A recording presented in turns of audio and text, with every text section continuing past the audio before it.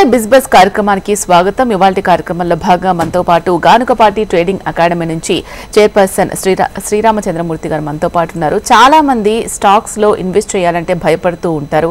ఎన్నో సంవత్సరాల క్రితం స్టాక్స్ లో ఇన్వెస్ట్ చేసిన వాళ్ళు ఇప్పుడు కోటీశ్వరులు అయ్యారు అని అనుకుంటూ ఉంటారు. అసలు దాంట్లో వాస్తవాలు ఎంత, అసలు మార్కెట్ అలా ఉంటుందా, ఒడిదుడుకులు ఎలా ఎదుర్కోవచ్చు, దేంట్లో ఇన్వెస్ట్ చేయాలి, ఎప్పుడు ఇన్వెస్ట్ చేయాలి, ఎప్పుడు విత్డ్రాల్ చేసుకోవాలి, పూర్తి సమాచారం తెలియజేయడానికి మనతో పాటు ఉన్నారు. ఆయనతో మాట్లాడదాం. సార్ నమస్కారం. సార్ నమస్తే అండి. సార్, చాలా మందిలో అసలు స్టాక్స్ లో ఇన్వెస్ట్మెంట్ చెయ్యాలి అనే ఒపీనియన్ ఉన్నా కూడా వెనక ముందు భయం పడుతూ ఉంటారు. ఎందుకు ఆ భయం అంటారు? చాలా మంది అండి స్టాక్ మార్కెట్లో ఇన్వెస్ట్ చేద్దామని ఉన్నా కానీ ఎక్కువ మంది ఏంటంటే మీరు స్టాక్ మార్కెట్లో చూస్తే 80% ఫెయిల్యూర్ రేట్ ఉంది. అంటే 80% పీపుల్ లాస్ అవుతున్నారు, ఓన్లీ 20% పీపుల్ సక్సెస్ అవుతున్నారు. లాస్ అయిన వాళ్ళందరూ కూడా ఎక్కువ స్ప్రెడ్ ఉండటం వల్ల మనకి స్టాక్ మార్కెట్ అనేది ఒక కరెక్టేనా కాదా, అసలు ఇన్వెస్ట్మెంట్ చేయొచ్చా లేదా అనే ఒక డౌట్ వస్తూ ఉంటుంది, అపోహ వస్తూ ఉంటుంది. అయితే నేను చెప్పేది ఏంటంటే ఈ స్టాక్ మార్కెటే కాదు, మీరు ఏ సబ్జెక్ట్ తీసుకున్నా, ఏ ఫీల్డ్లో తీసుకున్నా సక్సెస్ రేట్ 20%. ఇప్పుడు క్లాసులో తీసుకోండి, మనం చదువుకున్న క్లాసుల్లోనే ఫస్ట్ క్లాస్లో ఎంతమందికి వస్తాయి? ఓన్లీ 20%. అంటే ఏంటంటే వాళ్ళే ఫోకస్డ్ చేస్తారు. సో ఎవరైతే ఫోకస్ చేసి దీన్ని మంచి చెడు తీసుకొని లోటుపాట్లు అర్థం చేసుకొని టైం స్పెండ్ చేసి ఎవాల్యుయేట్ చేస్తారో ఆ 20% పీపులే సక్సెస్ అవుతారు కదా. ఇప్పుడు ఏ ఇంటర్వ్యూ అయినా, ఒక జాబ్ ఇంటర్వ్యూ ఉంది మేడం, అక్కడ కూడా అంతే కదా, 80% పీపుల్ లూజర్సే. అంటే వాళ్ళు ఏంటంటే యావరేజ్గా ప్రిపరేషన్ అవుతారు అన్నమాట. ఒక విన్ అవుదాము, దీన్ని సరిగ్గా అర్థం చేసుకుందాం అని ఒక డెడికేటెడ్గా, ఒక సిస్టమేటిక్గా, ఒక రూల్స్ ఫాలో అవుతూ ఒక ప్రిపేర్ అవ్వని వాళ్ళందరూ కూడా ఆ సబ్జెక్ట్లో ఫెయిల్ అవుతారు కదా. ఇక్కడ కూడా అదే జరుగుతుంది. ఓకే, సో ఫెయిల్ అయిన వాళ్ళ త్రూ ఇది ఎక్కువ విమర్శలకు దారితీస్తుంది అనమాట. ఇన్వెస్ట్మెంట్ చేయాలంటే చాలా భయం, స్టాక్స్ లో ఇన్వెస్ట్ చేస్తే అంతా కోల్పోతాం, జీవితం నాశనం అయిపోతుందని చాలా మంది భయమే ఎక్కువగా ఉంది. సో అసలు జనరల్ గా చేసే మిస్టేక్స్ ఏంటి? అంటే బేసిక్ మిస్టేక్స్ చేయకుండా ఉంటే ఎంతో కొంత నిలదొక్కుకోవచ్చు, అవేంటంటారు? మీరు అన్నట్టుగా చాలా మంది కోల్పోతున్నారు మేడం, చాలా డబ్బులు కూడా లాస్ అవుతున్నాయి. ఇది నిజమే, ఎందుకంటే చాలామంది చేయకూడని పనులు చేయటం వల్ల మనం లాస్ అవుతున్నాం. అంటే ఏంటంటే ఇప్పుడు మనకున్న కెపాసిటీని బట్టి మనము ఎక్స్పెక్ట్ చేయాలి. ఇప్పుడు దీన్ని ఏంటంటే మనం సైకలాజికల్గానే మేజర్గా ఇంపాక్ట్ అవుతుంది. ఇందులో ఇప్పుడు ఒక జాబ్ ఉందనుకోండి, ఆ జాబ్లో ఏంటంటే మనం ముందే ఎంత శాలరీ ఏంటనేది ఫిక్స్ చేసుకుంటాం. కాబట్టి నీ వర్క్కి, నీ శాలరీకి ఒకసారి నెగోషియేషన్ అయిపోయాక మనం నెక్స్ట్ వర్క్లో ఉంటాం. కానీ స్టాక్ మార్కెట్ ఏమవుతుందంటే ప్రతి నిమిషం కూడా మనీతో రిలేటెడే ఉంటుంది. కాబట్టి అసలు ఎంత నేను స్టాండర్డ్గా తీసుకోవాలి, అలాగే నేను ఎంత ఎక్స్పెక్ట్ చేయాలి, ఎంత నేను సంపాదిస్తే ఒక సక్సెస్ అంటాం అనేది తెలియకపోవటం వల్ల ఇక్కడ ఏమవుతుందంటే కేవలం ఈ ఒక పాయింట్ వల్ల ఏమవుతుందంటే ఎంతైనా తీసుకోవచ్చు అని ఎక్కువసార్లు మనం తీసుకున్న దానికి ఆ తర్వాత ఇప్పుడు మనం ఒక స్టాక్ కొంటాం, 100 రూపీస్లో కొన్నాం, 120 రూపీస్ అనేది ఓకే రీజనబుల్ ప్రాఫిట్ అనుకుని ఎగ్జిట్ అవుతాం. అది 120 అలా 160కి వెళ్ళిపోయింది అనుకోండి, మీకేమవుతారు? 20 రూపీస్ ప్రాఫిట్ సంపాదించామని హ్యాపీ ఫీల్ అవుతామా, లేకపోతే పొటెన్షియల్గా 40 రూపీస్ లాస్ అయ్యాము అని ఒక ఫీలింగ్లోకి వచ్చి ఈసారి అలా చేయకూడదని చెప్పి ఈసారి ఏం చేస్తామా, 120 వచ్చినా కూడా అలాగే ఉంటాం. అదేమవుతుంది, 4 రోజులు ఆగి 60 రూపాయలకి వస్తుంది. సో ఇలా ఏమవుతుందంటే ఏది కరెక్టు, ఏది రాంగు అనేది తెలియకపోవటం వల్ల మనం ఏది ఎక్స్పెక్ట్ చేయాలి, ఏది ఎక్స్పెక్ట్ చేయకూడదు అర్థం కాదు. ఇదే మేజర్ ప్రాబ్లం. దీనికి సొల్యూషన్ ఏంటి అంటే మనము ఒక చిన్నప్పటి నుంచి కూడా మన టీచర్ దగ్గరికి వెళ్తున్నట్టు ఇందులో కూడా ఎక్స్పర్ట్స్ దగ్గర మనం ముందు ట్రైనింగ్ తీసుకోవాలి. అప్పుడు అసలు సైకలాజికల్గా ఏది రైటు, ఎంతవరకు మనం ఎక్స్పెక్ట్ చేయాలి, రివర్స్ అయితే ఏంటనేది తెలుస్తుంది. ఇది చాలా ఏం చేస్తుందంటే టెంప్ట్ చేస్తూ ఉంటుంది ఈ మార్కెట్ అంతా కూడా. సో ఆ టెంప్టింగ్ నుంచి బయటికి రావాలంటే మనం ఒక ప్రొఫెషనల్ అవ్వాలి. అది అవ్వనంత వరకు ఎంత డబ్బులు పెట్టుకున్నా లాస్ అవుతున్నాం. ఓకే, అసలు మరి స్టాక్స్ లో ఇన్వెస్ట్ చేయాలి అంటే ఉన్న అనుకూలతలు ఏంటి, ప్రతికూలతలు ఏంటి? ఎగ్జాక్ట్ మేడం, ఉన్న అనుకూలతలు ఏంటంటే స్టాక్ మార్కెట్లో ఇన్వెస్ట్మెంట్ చేయాలి, ఆ ఓడే చాలా ఇంపార్టెంట్. మన ఇన్వెస్ట్మెంటు అంటే ఏంటంటే మనం ఒక ల్యాండ్ కొంటున్నాము, ఇట్స్ ఇన్వెస్ట్మెంట్, డైలీ చూసుకోం మనం. ఒక ఎప్రిసియేషన్ అంటే ఒక ఫ్రీ అమౌంట్తో మనం కొంటాం. అలా ఇన్వెస్ట్మెంట్ అనే వాళ్ళందరూ కూడా మీరు మెంటల్గా ఫ్రీ అవ్వాలి. ఒక 3-4 ఇయర్స్ లేకపోతే ఒక 5 ఇయర్స్ ఆర్జన్లో మనం ఇన్వెస్ట్ చేస్తాం.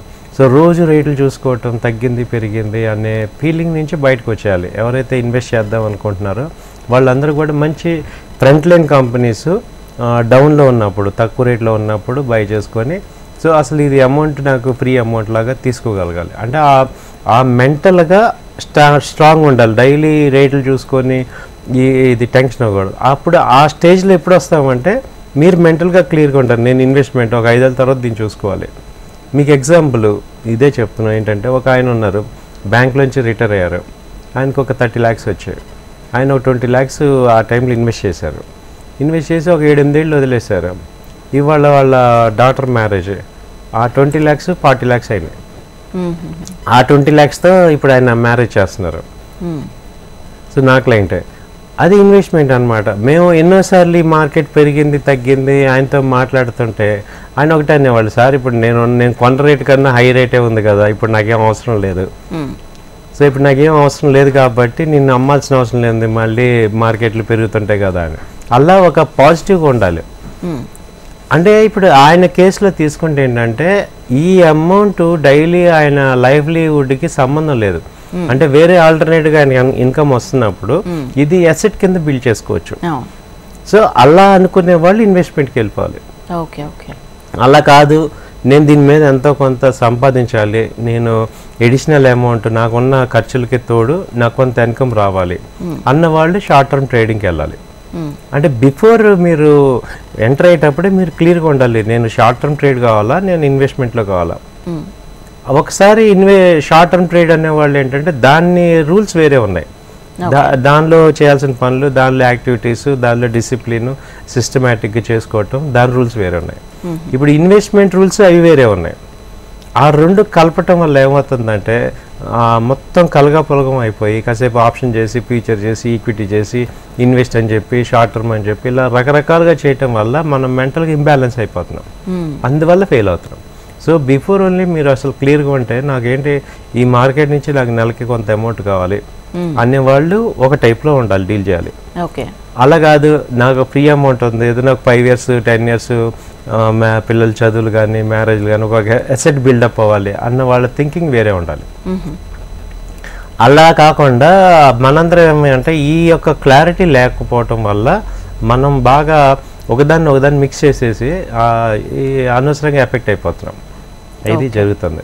ఓకే, ఒకవేళ అలా ఇన్వెస్ట్ చేయాలి అనుకునే వాళ్ళకి అసలు స్టాక్ మార్కెట్లో ఉన్న అసెట్ క్లాసెస్ గురించి ఒకసారి చెప్పండి. అవునండి, అసెట్ క్లాసెస్ ఎగ్జాక్ట్గా మనం తెలుసుకోవాల్సింది ఏంటంటే ఈక్విటీ అనేది ఒక అసెట్ క్లాస్. ఈక్విటీలో కూడా ఏమవుతున్నాయంటే 3 types ఉన్నాయి. ఏంటంటే long front line stocks, blue chip companies అంటాం, టాప్ 100 కంపెనీస్. వీటిల్లో ఏమవుతాయంటే ఇవి మీకు రిటర్న్స్, డీసెంట్ రిటర్న్స్ అనేది ఎక్స్పెక్ట్ చేయొచ్చు. అలాగే మార్కెట్స్ ఎంత కరెక్ట్ అయినా కానీ మనకి టెన్షన్ ఉండదు, అవి ఎటు మళ్ళీ పైకి వస్తాయి. ఇప్పుడు హిందుస్థాన్ యూనిలివర్ ఉంది, అది మనకి FMCG కంపెనీ. ఇప్పుడు ఈ ఫాల్లో దాదాపు 600 points డౌన్ అయింది పీక్ నుంచి. అలాగే ఏషియన్ పెయింట్ ఉంది, అది 500 points డౌన్ అయింది. బట్ రేపొద్దున్న అవే పెరిగేది ఒకవేళ మార్కెట్ రికవర్ అయితే. కాబట్టి అలాంటి కంపెనీస్, ఇప్పుడు రిలయన్స్ ఉంది, స్ప్లిట్ అయ్యాక కూడా 200-300 points పెరిగింది. అవే రేపు రికవర్ అయ్యాయి. సో అలాంటి కంపెనీస్ తక్కువ రేట్లో ఉన్నప్పుడు మనం కనుక ఇన్వెస్ట్ చేసుకుంటే వాటిల్లో టెన్షన్ ఉండదు. సో దీన్ని ఒక మేజర్ అసెట్ క్లాస్ అంటాం. సో దీనిలో అట్లీస్ట్ 50-60% అమౌంట్ దీనిలో మనం ఇన్వెస్ట్ చేసుకోవాలి. అలాగే మిడ్ క్యాప్ కంపెనీస్ అంటాం. మిడ్ క్యాప్లో ఏమవుతాయంటే ఎప్పుడైనా ఏ కంపెనీ అయినా గ్రో అయ్యే, ఏ కంపెనీ అయినా స్టార్టింగ్ స్మాల్ స్టేజ్ నుంచే పైకి వెళ్తుంది. సో మిడ్ క్యాప్లో ఈ డిఫరెంట్ రెగ్యులర్ ఇండస్ట్రీస్ కాకుండా డిఫరెంట్ సెగ్మెంట్స్లో ఉన్న కంపెనీస్ మంచి పైకి వెళ్ళడానికి ఛాన్సెస్ ఉంటాయి. ఇప్పుడు విండ్ పవర్ కానీ, ఇప్పుడు ప్రజెంట్ ఏ సెక్టర్స్ భూమిలో ఉన్నాయి, ఇప్పుడు రైల్వే బుల్లెట్ ట్రైన్స్ ఉన్నాయి, దానికి సంబంధించి ఏదైనా కంపెనీస్ ఉన్నాయనుకోండి, అంటే ఆ పెరిఫరల్స్ తయారు చేసే కంపెనీ కానీ, లేదంటే ఇప్పుడు విండ్ ఎనర్జీ కానీ, ఆల్టర్నేట్ ఎనర్జీస్, బయోఫ్యూల్, ఇవన్నీ కూడా బాగా హైలైట్ అవుతున్నాయి. సో అలాంటి కంపెనీస్లో ఏవైనా మనం గ్రోయింగ్ కంపెనీస్ చూసుకొని ఇన్వెస్ట్ చేయటం అనేది రెండో ఒక asset class point. So mid cap కంపెనీస్లో కూడా అలాంటివి ఏమన్నా ఆల్టర్నేట్ ఐడెంటిఫై. ఇప్పుడు మిడ్ క్యాప్లో టెక్స్టైల్ ఇండస్ట్రీ ఉంది, టెక్స్టైల్ ఆల్రెడీ బాగా అది హై లో మార్జిన్స్, హై కాంపిటేటివ్ ఇండస్ట్రీ. దానిలో ఇప్పుడు మిడ్ క్యాప్ కంపెనీని ఇన్వెస్ట్ చేస్తాను అంటే అది గ్రో అయ్యే ఛాన్సెస్ తక్కువ ఉంటాయి. అలాంటివి చూస్ చేసుకోకూడదు. ఆల్టర్నేటివ్ అంటే ఇప్పుడు మనకి ఇది ఉంది, ఈవీ ఎలక్ట్రికల్ వెహికల్ బస్సెస్ ఉన్నాయి. సో అలాంటి బస్సెస్లో ఎలక్ట్రికల్ వెహికల్ కంపెనీస్లో న్యూ కాంపోనెంట్స్ ఏమైనా తయారు చేసే కంపెనీ కానీ వాటిల్లో మనం ఏమైనా ఇన్వెస్ట్ చేసుకోవటం వల్ల మనకు కొంత బెనిఫిట్ వస్తుంటాయి. సో అలాంటి కంపెనీస్ మనం చూస్ చేసుకొని ఇన్వెస్ట్మెంట్ మీద చూసుకోవచ్చు. ఆ తర్వాత ఏంటంటే దానిలో ఒక 30% ఇన్వెస్ట్ చేసుకోవాలి. తర్వాత ఏంటంటే Penney stocks, small and Penney stocks. So ఇవన్నీ వీటిల్లో సెలెక్ట్ చేసుకొని ఇప్పుడు మనం సుజిలాను అలాంటిది 20 రూపీస్ నుంచి వాళ్ళ 80 రూపీస్కి వెళ్ళింది. పిఎన్బి 20 రూపీస్ నుంచి 100కి వెళ్ళింది. అలా స్మాల్ కంపెనీస్ అంటే మీకు బిలో 30 ఆ కంపెనీస్ పొటెన్షియల్గా గ్రో అయ్యే ఛాన్సెస్ ఉన్నవి చూసుకొని వాటిలో ఒక 20% ఇన్వెస్ట్ చేసుకోవడం ద్వారా మనం అసెట్ క్లాస్ని బిల్డ్ చేసుకోవచ్చు. దీంతోపాటు మ్యూచువల్ ఫండ్ అనేది ఇంకొక అసెట్ క్లాస్. అసలు నేను స్టాక్ మార్కెట్లో ఇంకా నా వల్ల కాదు, నాకు అంత టైం లేదు, నేను ఈ ఎమోషన్స్ని తట్టుకోలేను అనే వాళ్ళందరూ కూడా మ్యూచువల్ ఫండ్స్కి వెళ్ళిపోవచ్చు. దానిలో ఏంటంటే మంచి ఎక్స్పర్ట్స్ డీల్ చేస్తారు మన ఫండ్స్ని, కాబట్టి హై లెవెల్ అమౌంట్స్ వస్తాయి, కాబట్టి అవి లాంగ్ టర్మ్ పాయింట్ ఆఫ్ వ్యూలో మంచి సక్సెస్ ఇస్తాయి అనమాట. షార్ట్ టర్మ్ ఇన్వెస్ట్మెంట్స్ మీరు ప్లాన్ చేసుకోవాలి, టెన్షన్స్ లేకపోతే అన్ని ఇయర్స్ మేము ఆగలేము, త్వరగా రిటర్న్స్ రావాలి అని ఎక్స్పెక్ట్ చేసేవాళ్ళు అని చెప్పారు. సో అసలు లాంగ్ టర్మ్ ఇన్వెస్ట్మెంట్ అంటే ఏంటి, షార్ట్ టర్మ్ ఇన్వెస్ట్మెంట్ అంటే ఏంటి, ఏది ఎవరు చేయాలి? ఎగ్జాక్ట్లీ. ఇప్పుడు లాంగ్ టర్మ్ ఇన్వెస్ట్మెంట్ అంటే ఏంటంటే అందరం కూడా రెండు చేసుకోవాలండి. నేను ఇప్పుడు చెప్పేది ఏంటంటే ఇప్పుడు కంపెనీ ఉంది 100 రూపీస్లో కొన్నాం, అది 130 దగ్గర ఒక 1 మంత్ ఉండొచ్చు. మనం ఆ 30 రూపీస్ ప్రాఫిట్ బుక్ చేసుకోలేదు అనే ఫీలింగ్లో మనం ఇంకెళ్తుందని చెప్పేసి వెళ్తే ఇప్పుడు ఇలాంటి ఫాల్ మార్కెట్లో అది 90 రూపీస్ రావచ్చు ఒక్కొక్కసారి. అప్పుడు ఏమనిపిస్తుందంటే అరే 130లో బుక్ చేసుకోలేకపోయాను అనిపిస్తుంటాం. అలాగే ఒక కంపెనీ 130లో బుక్ చేయగానే అది 180కి వెళ్ళిపోవచ్చు. సో ఈ రెండు పాసిబిలిటీస్ని బ్యాలెన్స్ ఎలా చేయాలి అంటే మనము కొంత అమౌంట్ మనం ఒక కంపెనీని ఐడెంటిఫై చేసి కొంత అమౌంట్ లాంగ్ టర్మ్ ఇన్వెస్ట్మెంట్ కింద తీసుకోవాలి, కొంత అమౌంట్ షార్ట్ టర్మ్ తీసుకోవాలి. ఒక 60% లాంగ్ టర్మ్ తీసుకున్నాం అనుకోండి, ఒక 30% 40% షార్ట్ టర్మ్ చేస్తుంటే మనం అప్పుడు ఏమవుతామంటే ముందే ఫిక్స్ చేసుకోవాలి, ఇది ఈ కంపెనీ నేను ఒక 5-6 ఏళ్ళు ఉంటాను ఈ కంపెనీలో. సో అనేది ఆ కంపెనీని ఇంకా దాన్ని చూడకూడదు. 5-6 ఏళ్ళు ఉంటాను అన్నప్పుడు ఆ కంపెనీకి అసలు అంత పొటెన్షియల్ ఉందా లేదా అనేది చెక్ చేసుకోవాలి. మీకు 3 years back example ICICI bank 300 rupees అంటే స్ప్లిట్ అయ్యి బోనస్ ఇచ్చాడు, ఇవాళ అదే 1200 అయింది. ఇప్పుడు ఇదే ఐసిఐసిఐ మళ్ళీ 3-4 years అయితే మళ్ళీ 2500 3000 దాకా వెళ్ళిపోతుంది. సో ఇప్పుడు మనం ఇలాంటి లాంగ్ టర్మ్ ఇలాంటి స్ట్రాంగ్ కంపెనీస్ కనుక ఇప్పుడు యాక్సిస్ బ్యాంక్ ఉంది 1100 అలా ఉంది. సో అది కూడా అంతే 300 నుంచి 1100 అయిపోయింది. సో ఇలాంటి కంపెనీస్ మనం డైలీ ఒక 20 ఏళ్ళ నుంచి చూసే కంపెనీస్ ఇవి స్టాండర్డ్ కంపెనీస్, వీటిల్లో అసెట్ని బిల్డ్ చేసుకుంటాం. సో ఈ వీటిల్లో ఏం చేయాలంటే ఓకే ఇది లాంగ్ టర్మ్ లాగా తీసేసుకుందాం అని చెప్పేసి హోల్డ్ చేసుకోండి. నెక్స్ట్ వేరే కంపెనీస్ తీసుకొని ట్రేడ్ చేసుకోండి. ఆ ట్రేడ్ షార్ట్ టర్మ్ చేసుకోవడానికి టెక్నికల్స్ నేర్చుకోండి. సో మనం అసలు ఈ రెండిట్లో మనం ముందు బేసిక్ ఏంటంటే ఏది చేయాలన్నా నాలెడ్జ్ కావాలి. ఎమోషన్స్ కాకుండా మనం నాలెడ్జ్ ఓరియంటెడ్గా వర్క్ చేస్తే ఎంత మీరు నాలెడ్జ్ గెయిన్ చేయగలిగితే అంత అసెట్ బిల్డప్ అవుతుంది. సో టెన్షన్ కానీ భయం కానీ ఎప్పుడు వస్తుంది అంటే మనకి దాని మీద ఒక క్లారిటీ లేకపోవటం. ఇప్పుడు ఇవాళ చూస్తే మార్కెట్స్ ఫాలో అవుతున్నాయి, నాలెడ్జ్ లేని వాళ్ళు అందరూ ఎమోషనల్గా అయిపోతున్నారు. నాకు చాలామంది ఫోన్ చేస్తున్నారు, నేను అమ్మేసేమో మా పోర్ట్ఫోలియో ఇంకా తగ్గిపోతుందా, ఓ పక్క యుద్ధాలు అంటున్నారు, అది అంటున్నారు, ఇది అంటున్నారు, ఏమైనా అయిపోతాయా అని. మీరు అదే అంటున్నారు. ఇప్పుడు ఇక్కడ నాలెడ్జ్ లేకపోవటం వల్ల మనం ఏమవుతుందంటే ప్యానిక్ అయిపోతాం, రాంగ్ డెసిషన్స్ తీసుకుంటాం. యాక్చువల్గా ఈ టైంలో ఏంటి యాడ్ చేయాల్సిన టైము అంటే డబ్బులు ఫ్రీ అమౌంట్ ఉంటే మార్కెట్ తగ్గింది, మంచి కంపెనీలు తక్కువ రేట్లో ఉన్నాయి కాబట్టి ఇది కొనాల్సిన టైం. ఎందుకని మీరు ఒకసారి బ్రాడ్ పిక్చర్ చూసుకుంటే ఇండియా ఉన్న పరిస్థితి ఏంటి, టాప్ 5 నుంచి టాప్ 3కి వెళ్తుంది. సో ఇవన్నీ కూడా టెంపరీ. ఇప్పుడు మనం అంతకన్నా వరస్ట్ కరోనా చూసాం. కరోనాలోనే మార్కెట్లన్నీ కుప్పకూలిపోయి 6000-8000కి వచ్చి ఇప్పుడు ఉన్నాయి. ఇవాళ అలాంటి సీన్ లేదు కదా, సిచ్యువేషన్ లేదు కదా. అది మీరు కనుక ఆలోచించగలిగితే మీరు అప్పుడు మైండ్తో ఆలోచిస్తున్నట్టు, హార్ట్తో ఆలోచిస్తున్నాం ఏంటంటే ఎమోషనల్ అయిపోతాం. ఎమోషనల్ అయిపోయి రాంగ్ డెసిషన్స్ తీసుకుంటాం. కాబట్టి నేను చెప్పేది ఏంటంటే ఈ బేర్ మార్కెట్లో మనం స్ట్రాంగ్గా నిలబడితే బుల్ మార్కెట్లో మనం డబ్బులు సంపాదిస్తాం. సో ఇప్పుడు ఉన్న సిచ్యుయేషన్లో మీరు మెంటల్గా ఎలా ఉండాలంటే స్ట్రాంగ్ ఉండాలి. సో ఓకే మంచి కంపెనీస్ తక్కువ రేటుకి వస్తున్నాయి, it is a buy offer. ఇప్పుడు మనం దీన్నే ఏమంటామంటే ఇప్పుడు మనకి ఇప్పుడు పండగ సీజన్లో ఇప్పుడు కార్లు ఇవన్నీ కూడా రేట్లు తగ్గించారు, డిస్కౌంట్ ఇచ్చారు. అది పాజిటివ్గా తీసుకుంటాం, నెగిటివ్ తీసుకుంటాం? పాజిటివ్గానే తీసుకుంటాం. మరి స్టాక్ మార్కెట్ కూడా పాజిటివ్ తీసుకోవాలి కదా. ఇప్పుడు హిందుస్థాన్ ఎవరు 2700 నుంచి ఇప్పుడు 2200 ఉందంటే it's a positive or negative? అది మేము చెప్తున్నాం కాబట్టి మేము ఒకప్పుడు అలాగే ఫీల్ అయ్యి తర్వాత అది పెరిగిపోవడం చూసి మేము అవన్నీ చూసాక ఇప్పుడు మేము స్టేబిలిటీకి వచ్చేసాం. సో అది పాజిటివ్. ఇప్పుడు కార్ల రేట్లు తగ్గినప్పుడు మనకి అడ్వాంటేజ్, అలాగే ఈ కంపెనీలన్నీ కూడా ఇవి ఎక్కడికి వెళ్ళవు, 100 సంవత్సరాల నుంచి ఉన్నాయి ఈ మార్కెట్లో, ఇవి ఎప్పటికీ లీడింగే. కాబట్టి ఆ రేట్లు తగ్గినప్పుడు ఇది ఇన్వెస్ట్మెంట్కి రైట్ టైం.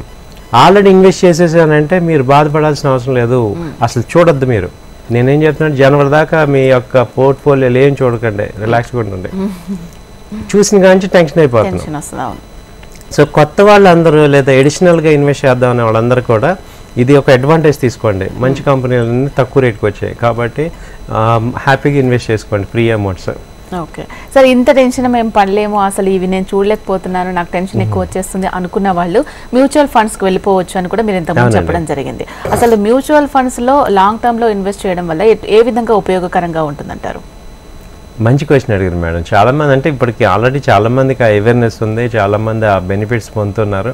సో ఇప్పుడు మీలాంటి వాళ్ళందరూ సపోజ్ జాబ్ చేసే వాళ్ళందరికీ ఏమవుతుందంటే రెగ్యులర్గా ఈ మార్కెట్లో చూసే టైం కానీ లేకపోతే అంత నాలెడ్జ్ కానీ ఉండదు, అంత స్ట్రెస్ తీసుకోలేరు. అలాంటి వాళ్ళందరూ కూడా ఎస్ఐపి టైప్లో మీరు పెట్టేసుకోవచ్చు. ఎస్ఐపి అంటే systematic investment plan. Every month some amount, ఇప్పుడు చిట్టి కట్టినట్టు కొంత అమౌంట్ మనం దీనికి ఇన్వెస్ట్ చేయడం ద్వారా మీకు ఏమవుతుందంటే ఎవ్రీ మంత్ కొంత అమౌంట్ మనం ఇన్వెస్ట్ చేసుకుంటారు. అది ఓవరాల్గా ఏమవుతుందంటే ఒక 5 years 6 years అయ్యేపాటికి మీకు mutual funds every 5 years double అవుతున్నాయి. యావరేజ్గా 15% ఏజీఆర్ తీసుకుంటే అంటే ఎవ్రీ ఇయర్ 15% ప్లాన్ వస్తున్నాయి రిటర్న్స్. సో మీకు ఏమవుతుందంటే 5 years అయ్యేపాటికి కాంపౌండింగ్ అవుతుంది. ఆ నెక్స్ట్ 5 years తీసుకుంటే ఇంకా డబుల్ కాంపౌండింగ్ అవుతుంది. అది యాక్చువల్ గ్రోత్ అంతా ఆఫ్టర్ 5 years ఉంటుంది. 5 to 10 years. 10 years మీరు హార్జన్లో కనుక మ్యూచువల్ ఫండ్స్ ఇన్వెస్ట్ చేస్తే అసలు మీకు ఎక్స్ట్రాడనరీ రిటర్న్స్ వస్తాయి ఎస్ఐపి టైప్లో. ఈవెన్ లంసమ్ కూడా ఇప్పుడు ఇలాంటి మార్కెట్లో ఎక్కువ అమౌంట్ ఉంది.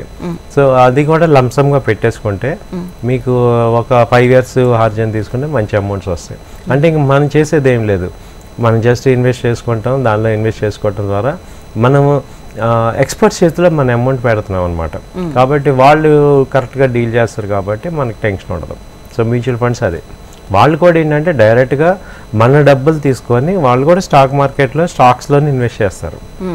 అంటే వాళ్ళు ఇంకెక్కడ చేసేది ఏం లేదు, స్టాక్స్ మంచి వాళ్ళు కూడా ఏ కంపెనీలు కొంటారు. వాళ్ళకి మనకి తేడా ఏంటంటే వాళ్ళు ఇలా ప్యానిక్ అవ్వరు.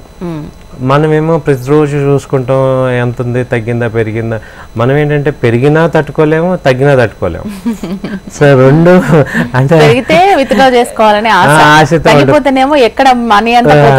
ఆ రెండు తట్టుకోలేకపోతున్నాం అనమాట. ఒక డబ్బులు వచ్చాయి, ఒక 20,000 వచ్చాయినా హోల్డ్ చేయలేకపోతున్నాం, ఒక 20,000 పోయినా తట్టుకోలేకపోతున్నాం. అంటే ఈ యొక్క వెల్త్ని హోల్డ్ చేయటం అంటే చాలా వరకు ఏమవుతుందంటే middle class, upper middle class కానీ మనకేంటంటే సక్సెస్ని హోల్డ్ చేయలేకపోతున్నాం. ఫెయిల్యూర్ని హోల్డ్ చేస్తున్నాం కానీ హ్యాండిల్ చేస్తున్నాం కానీ సక్సెస్ని అసలు హ్యాండిల్ చేయలేకపోతున్నాం. అదే ప్రాబ్లం.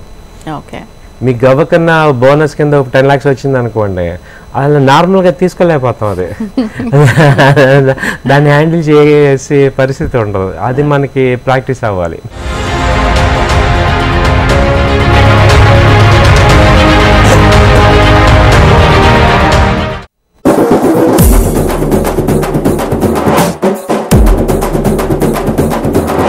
పాటల మట్టిలో మాణిక్యాన్ని తీసుకొచ్చిన సందేళ్ల కాడ నువ్వు సన్నజాజి పూలు పెట్టి వంగతోట కాడ నాతో మాటున్నది రమ్మంటే. ఎవరన్నా ఈ రంగం ఎవరు? వదినకు చెప్తా మరి. చెటి మీసాలోడు పిలగాడు, గుచ్చేటి సూపులోడు, మెచ్చేటి మాటలతో నచ్చేటి నవ్వులతో నా మనసు దోసినాడు. అందాల నాకొక్క బంగులున్నదే మరదల బంగులున్నదే అందాల నాకొక్క బంగులున్నదే మరదల బంగులున్నది నల్లగోడికి పిల్లలందం నెమలికే సారలందం అట్ల పోయే ఆడుదానికి నారంగరతు బంగారు మనది ఎడమ చేతి గాజులందము మాట అంటే ఇట్లుండాలి దరు అంటే అట్లుండాలి జనపదాల భావాలలోంచి పుట్టేదే జానపదం ఇవి మట్టి మనుషుల మనసు లోతుల్లోంచి వచ్చే స్వచ్ఛమైన భావాలకు ప్రతిరూపం జానపద గాయకుల్ని వారం వారం మీకు పరిచయం చేస్తున్న మాట పాట ప్రతి ఆదివారం రాత్రి 8 గంటలకు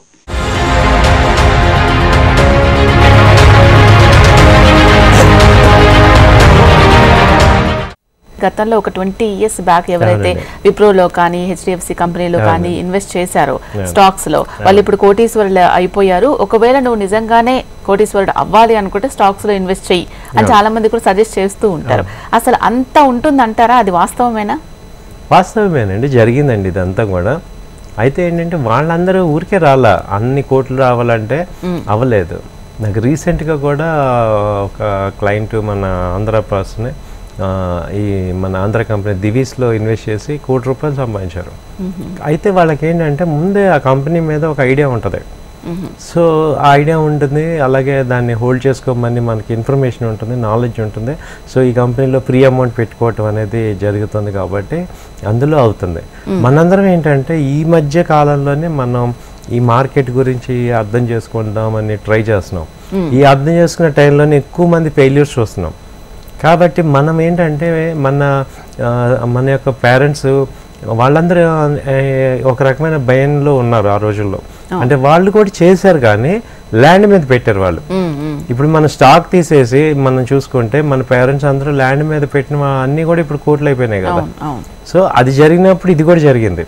అయితే ఇది మనం మన సౌత్ ఇండియాలో ఎవరైనా చూడాల, నార్త్ ఇండియాలో అందరూ చూశారు. నార్త్ ఇండియాలో మామూలుగా ల్యాండ్ కొన్నట్టు షేర్స్ కొంటారు. అది వాళ్ళకి ఏంటంటే అదొక బిజినెస్, ఎందుకంటే వాళ్ళంతా అక్కడ బిజినెస్ మైండ్. మనం ఇప్పుడిప్పుడే సౌత్ ఇండియా అంతా ఎంప్లాయ్ మైండ్. ఈ ఎంప్లాయ్ మైండ్ నుంచి కొంత మనం ఇన్వెస్ట్మెంట్ మైండ్కి వస్తున్నాం అనమాట. కాబట్టి మన జనరేషన్లో చూద్దాం, ఎందుకంటే ఆ ప్రీవియస్ జనరేషన్లో చూడలేదు కరెక్ట్గా. ఎవరు కూడా మీరు చెప్పిన వాళ్ళు ఎవరు కూడా సౌత్ ఇండియాలో లేరు. విప్రోలో సంపాదించిన వాళ్ళందరూ కూడా నార్త్ ఇండియా, అంటే ఆ అజిమ్ ప్రేమ్జీ ఆ విలేజ్లో కానీ ఆ ఏరియాలో ఉన్న వాళ్ళు సంపాదించారు. ఎందుకంటే ఆయన వాళ్ళకి అష్యూరెన్స్ ఇవ్వగలిగాడు, వాళ్ళకి ఆయన గ్రోత్ని చూశారు వాళ్ళు. అలాగే ఇన్ఫోసిస్లో అందరూ కూడా చూశారు.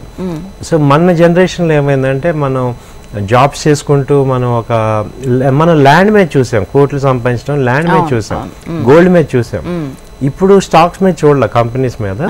సో ఇప్పుడు మనం ఏంటంటే ఇప్పుడిప్పుడే మనం అవేర్నెస్ అయ్యి స్టార్ట్ అవుతున్న టైంలో విపరీతమైన నెగిటివ్స్ చూస్తున్నాం. అంటే ఆయన పోగొట్టుకున్నాడు, ఈయన పోగొట్టుకున్నాడు, ఇవన్నీ తట్టుకొని నిలబడాలంటే ఇవాళ మనం ఒక కంపెనీస్ ఇంత గ్రో అవుతున్నాయి. ఇప్పుడు లాస్ట్ 10 years 15 years ఇప్పుడు కరోనా నుంచి 5 years వరకు మనం ఇంత ఫాస్ట్ గ్రోత్ అనేది ఒక కళ్ళ ముందు చూసాం. కాబట్టి ఇప్పుడు ఇది బిలీబుల్ అవుతుంది. ఎప్పుడైనా కానీ మనం చూస్తేనే కదా నమ్మేది. సో చాలా మంది చూస్తే ఓకే ట్రేడింగ్ చేయకూడదు, ఇప్పుడు సెబీ వాళ్ళు వీళ్ళందరూ ఏం చేస్తున్నారు, ట్రేడింగ్ని తగ్గిస్తున్నారు, సో ఇన్వెస్ట్మెంట్కి ఎంకరేజ్ చేస్తున్నారు. సో ఇప్పుడిప్పుడే మనం చూస్తున్నాం. ఇప్పుడు మనం ఏంటంటే చాలా మంది సౌత్ ఇండియాలో ఇప్పుడు మ్యూచువల్ ఫండ్స్లో బెనిఫిట్స్ చూస్తున్నారు. సో మ్యూచువల్ ఫండ్స్లో ఉన్న గ్రోత్ని. సో ఇప్పుడు స్టాక్స్ కూడా అలాగే వస్తాయి. ఇప్పుడు మేమందరం 1-4 సార్లు చెప్తున్నాం, ఇలా అలా కొంత టైం పడుతుంది, డెఫినెట్గా చూద్దాం. అదే సార్, మరి వాల్యూ ఇన్వెస్టింగ్ అంటే ఏంటి సార్? ఇది వాల్యూ ఇన్వెస్టింగ్లో పీక్ అనమాట. వాల్యూ ఇన్వెస్టింగ్ అంటే ఫర్ ఎవర్ ఇన్వెస్ట్మెంట్. ఇప్పుడు నేను కొన్ని కంపెనీస్ సెలెక్ట్ చేసుకొని ఇప్పుడు వాటిల్లో ఎప్పటికీ ఉంటాం. ఇప్పుడు మనం ఒక ల్యాండ్ కొనుక్కున్నాం అనుకోండి, మనం ఎప్పుడు ఉంచుకుంటాం, ఎప్పుడైనా ప్రాణావసరం వచ్చినప్పుడు అమ్ముతాం. అలాగే దీనిలో కూడా ఏంటంటే ఒక 10-15 కంపెనీలు సెలెక్ట్ చేసుకొని నా దగ్గర మనీ ఉన్నప్పుడల్లా ఆ కంపెనీలు యాడ్ చేసుకున్నాం అనుకోండి, వాటిని వాల్యూ ఇన్వెస్టింగ్ అంటాం. అంటే ఇప్పుడు సపోజ్ మన ఇండియాలో టాప్ కంపెనీస్ తీసుకున్నాం అనుకోండి, రిలయన్స్ కానీ, హెచ్డిఎఫ్సి బ్యాంక్ కానీ, ఐసిఐసిఐ బ్యాంక్ కానీ, ఇలా ఒక డిఫరెంట్ ఇండస్ట్రీస్ నుంచి కొన్ని కంపెనీలు తీసుకొని వాటిల్లో మనం ఇంకా రెగ్యులర్గా అసెట్ని కొంటున్నట్టు బిల్డ్ చేసుకోవటం. అవేంటంటే మనం అమ్మాలి అనే పాయింట్ లేదు. అందులో డివిడెండ్స్ వస్తుంటాయి, బోనస్ వస్తుంటాయి, అవన్నీ ఎంజాయ్ చేసి ఒక పెద్ద అసెట్ తయారు చేసి మన నెక్స్ట్ జనరేషన్కి పాస్ చేయటమే. అది వాల్యూ ఇన్వెస్టింగ్. అది మీకు ముందే క్లారిటీగా ఉండే. ఎందుకు ఉండాలంటే మనము బిజినెస్ కానీ ల్యాండ్ కానీ అలాగే షేర్స్ కానీ ఈ మూడు కూడా ఎప్పుడు కూడా అప్రిషియేట్ అవుతాయి అనేది మనం ఒక అంచనా అర్థం చేసుకోగలిగితే ఈ వాల్యూ ఇన్వెస్టింగ్లోకి వస్తాం. ఓకే, ఇదేంటంటే పీక్ అనమాట ఇన్వెస్ట్మెంట్లో. ఇక లాంగ్ టర్ము, షార్ట్ టర్ము, ఈ క్యాపిటల్ గెయిన్స్ ఇవన్నీ పక్కన పెట్టేసేసి ఇగో ఈ కంపెనీలో నేను ఫర్ ఎవర్ ఉండాలి, ఇక నాకు అవసరమైనప్పుడు ఆ షేర్లు అమ్ముతాను తప్ప మామూలుగా అది రేట్ పెరిగింది, రేట్ తగ్గింది, ఎమోషన్స్ ఇవన్నీ తీసేసి. ఇప్పుడు గోల్డ్ ఎలా కొంటున్నాం, మనం గోల్డ్ కొంటాం ఇంట్లో, అలాగే నేను హెచ్డిఎఫ్సి బ్యాంక్ కొనుక్కుంటాను. ఇక అసలు ఎంత రేట్ ఉంది, ఏ రేట్ ఉంది నాకు అనవసరం, అందులో బెనిఫిట్స్ వస్తుంటాయి, డివిడెండ్స్.